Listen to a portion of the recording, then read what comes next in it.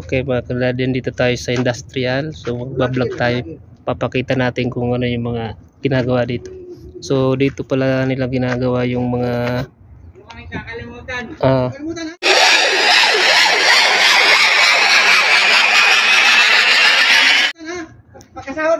yung mga gamit sa yung mga gamit sa airport. Ayan, makikita nyo dito.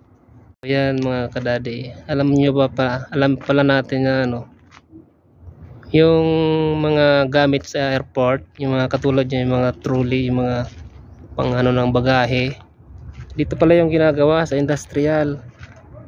Ayan, alam nyo kung sino yung mga gumagawa nito, mga Pilipino rin pala.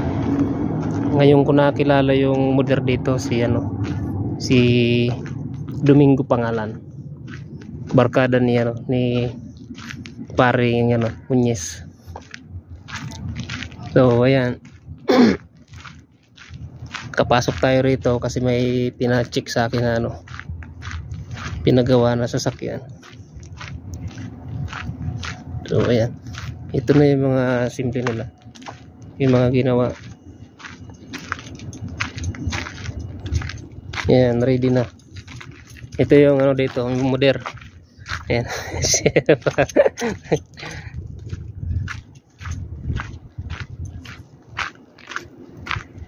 So nagpaalam naman tayo dito para ma-endorse natin yung nila. Pumayag naman sila. Ito yung loob, yan. Dito nila hinohorma. Yung ginagawa, ang laki. Tapos ito yung mga accommodation nila dito. Ito naman yung pina-check sa akin, yung mga sakyan. Ayan.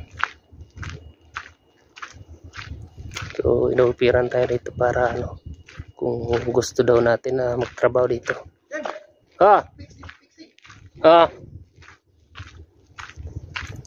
So ngayon lang natin nalaman na mga gumagawa pala sa roller sa mga airport, mga Pilipino din pala. Tapos ito yung manager dito, ayan. Si Mr. Muñez yung manager dito. Ayan. Kasi yan, yung mga yung mga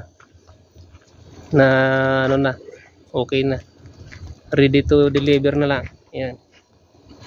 Ayun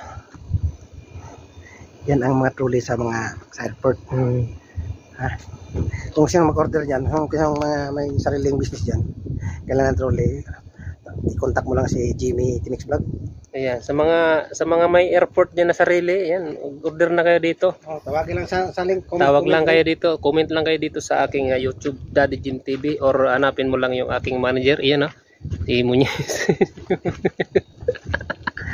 Yan po ang manager dito. Ayun, yan. Daming mga ginagawa nila dito.